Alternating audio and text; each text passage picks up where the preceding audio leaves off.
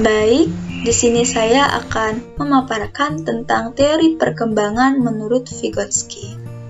Vygotsky memiliki nama lengkap yaitu Semyonovich Lev Vygotsky. Beliau lahir pada tanggal 17 November 1896. Ayahnya adalah seorang eksekutif bank dan ibunya adalah seorang guru.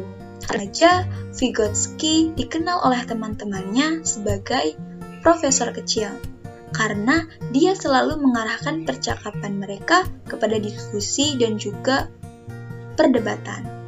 Vygotsky lulus kesarjanaannya di bidang hukum di Universitas Moskow. Vygotsky percaya bahwa perkembangan anak mencakup perubahan kualitatif dan kuantitatif. Saat perubahan kualitatif terjadi, seluruh sistem fungsi mental mengalami restrukturisasi besar, yang berakibat pada munculnya bentuk kognitif dan sosial emosional, atau pencapaian perkembangan. Demikian juga dengan adanya periode di mana tidak ada pembentukan baru yang terjadi, tapi anak-anak masih mengembangkan kemampuan mereka yang ada. Selama periode ini, pertumbuhan terjadi sebagai perubahan kuantitatif dalam jumlah yang hal bisa diingat dan diproses oleh anak. Meskipun secara tegas bukan stage teori atau teori perkembangan berlangsung melalui tahap, tapi pandangan Vygotsky mencakup konsep periode usia, yaitu periode usia masa bayi, periode usia masa balita, periode usia masa prasekolah dan taman kanak-kanak, dan periode usia sekolah dasar.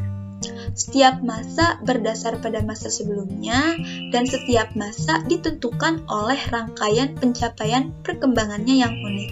Kaprov 2005. Karakteristik periode perkembangan anak di usia dini dalam tradisi Vygotsky yaitu pertama, periode usia masa bayi, yang kegiatan utamanya adalah interaksi emosional dengan pengasuh. Pencapaian perkembangan pada masa bayi yaitu kasih sayang dan tindakan sensorimotor berorientasi objek.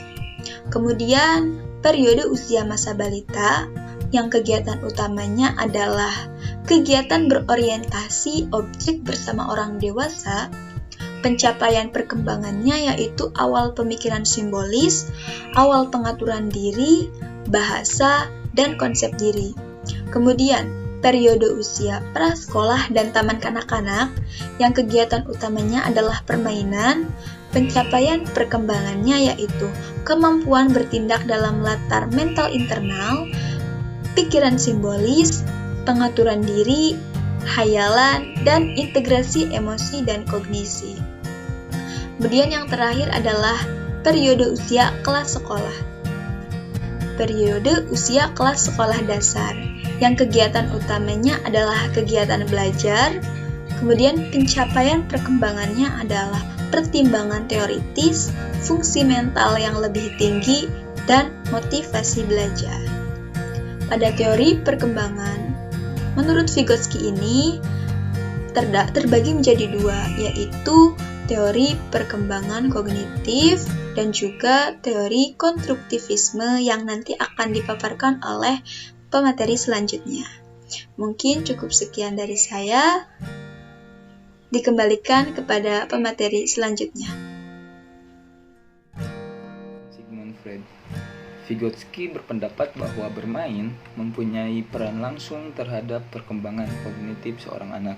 Vygotsky menekankan pemusatan hubungan sosial yang mempengaruhi perkembangan kognitif, karena pertama-tama anak menemukan pengetahuan dalam dunia sosialnya. Bermain merupakan cara berpikir anak dan cara anak memecahkan masalah.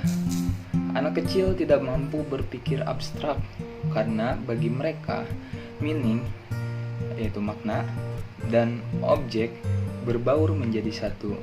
Vygotsky membedakan dua tahap perkembangan. Yang pertama aktual, independent performance. Yang kedua ada potensial, assisted performance. Selanjutnya ada 3 klaim dalam hal ini menurut pandangan Vygotsky. Yang pertama, keahlian kognitif anak dapat dipahami apabila dianalisis dan diinterpretasikan secara developmental. Yang kedua, kemampuan kognitif dimediasi dengan kata, bahasa, dan bentuk diskursus yang berfungsi sebagai alat psikologis untuk membantu dan mentransformasi aktivitas mental.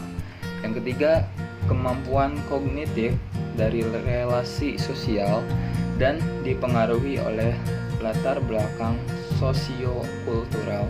Menurut Vygotsky, menggunakan pendekatan developmental berarti memahami fungsi kognitif anak dengan memeriksa asal-usulnya dan transformasinya dari bentuk awal ke bentuk selanjutnya. Jadi, tindakan mental tertentu seperti menggunakan ucapan batin tidak bisa dilihat dengan tepat secara tersendiri, tetapi harus dievaluasi sebagai satu langkah dalam proses perkembangan bertahap. Klaim kedua Vygotsky yakni untuk memahami fungsi kognitif, kita harus memeriksa alat yang diperantarai dan membentuknya. Klaim ketiga, Vygotsky menyatakan bahwa kemampuan kognitif berasal dari hubungan sosial dan kultur. Vygotsky mengatakan bahwa perkembangan anak tidak bisa dipisahkan dari kegiatan sosial dan kultural. Dia percaya bahwa perkembangan memori, perhatian, dan nalar melibatkan pembelajaran untuk menggunakan alat yang ada dalam masyarakat seperti bahasa, sistem matematika, dan strategi memori. Dalam satu kultur, ini mungkin berupa pembelajaran berhitung dengan menggunakan komputer. Di kultur lain, ini mungkin berupa pembelajaran berhitung menggunakan batu atau jari. Teori Vygotsky menarik banyak perhatian karena teorinya mengandung pandangan bahwa pengetahuan itu dipengaruhi situasi dan bersifat kolaboratif. Artinya, pengetahuan didistribusikan di antara orang dan lingkungan yang mencakup objek, artefak, alat, buku, dan komunitas di mana orang berada. Ini menunjukkan bahwa memperoleh pengetahuan dapat dicapai dengan melalui interaksi dengan orang lain dalam kegiatan bersama. Oke, bagus, kan aja dicukupkan sekian. Selanjutnya dilanjut oleh saudari Arum Nurul Aziza. Kepadanya dipersilahkan.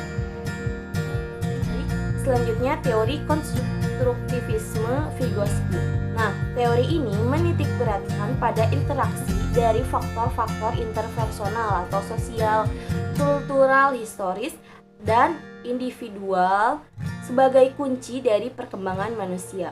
Nah, menurut Ormrod, Vygotsky mengungkapkan ada gagasan yang penting dalam teorinya, yaitu yang pertama, interaksi informal maupun formal antara orang dewasa dan anak. Yang kedua, setiap budaya memiliki makna dalam upaya meningkatkan kemampuan kognitif anak. Nah, bermaknaan dengan budaya bagi anak bertujuan untuk menuntun anak dalam menjalankan kehidupannya secara produktif dan efisien. Nah, yang ketiga, kemampuan berpikir dan berbahasa berkembang pada awal tahun perkembangan anak. Nah, selanjutnya Vygotsky bergagasan atau mengemukakan bahwa proses berpikir yang kompleks sangat tergantung pada interaksi sosial anak. Nah, yang terakhir, anak akan mampu mengerjakan tugas yang menantang jika diberi tugas dari individu yang kompeten. Dan Secang memfokuskan penjelasannya pada 4 konsep utama teori konstruktivisme ini yang terdiri dari Zone of Proximal Development atau disingkat jadi ZPD, scaffolding, serta bahasa dan pemikiran. Yang pertama, ZPD. Nah, ZPD ini adalah jarak antara tingkat perkembangan sesungguhnya yang ditunjukkan dalam kemampuan pemecahan masalah secara mandiri dan tingkat kemampuan perkembangan potensial yang ditunjukkan dalam kemampuan pemecahan masalah di bawah bimbingan orang dewasa atau teman sebaya yang lebih mampu. Nah, yang kedua itu scaffolding. Nah, scaffolding ini erat kaitannya dengan ZPD yang tadi, yaitu sebuah teknik untuk mengubah level dukungan selama sesi pengajaran guru atau siswa yang lebih mampu menyesuaikan jumlah bimbingannya dengan level kinerja murid yang telah dicapai. Nah, ketika tugas yang akan dipelajari murid merupakan tugas yang baru, maka orang yang lebih mampu dapat menggunakan teknik instruksi langsung. Selanjutnya, yang terakhir, bahasa dan pemikiran. Nah, menurut Secang, perkembangan manusia terjadi melalui alat-alat kultur atau bahasa dan simbol-simbolnya yang kemudian diteruskan dari satu orang ke orang lain atau sering disebut dengan transmisi alat-alat kultur. Nah, Vygotsky ini sendiri mempercayai bahwa bahasa tidak hanya untuk komunikasi sosial, tetapi juga untuk merencanakan, memonitor perilaku mereka dengan caranya sendiri, dinamakan pembicaraan batin atau inner speech. Nah, menurut Piaget, inner speech ini bersifat egosentris dan tidak dewasa. Tetapi, menurut teori Vygotsky, inner speech adalah alat penting bagi pemikiran selama masa kanak-kanak. Nah, anak-anak itu berkomunikasi dengan orang lain menggunakan bahasa sebelum mereka dapat fokus dan pemikirannya. Teori Vygotsky mengemukakan juga bahwa anak yang menggunakan inner speech merupakan proses awal menjadi komunikatif secara sosial dan juga menegaskan bahwa seorang anak yang menggunakan inner speech akan lebih kompeten secara sosial daripada anak yang tidak menggunakan, menurut Vygotsky dalam buku Santra.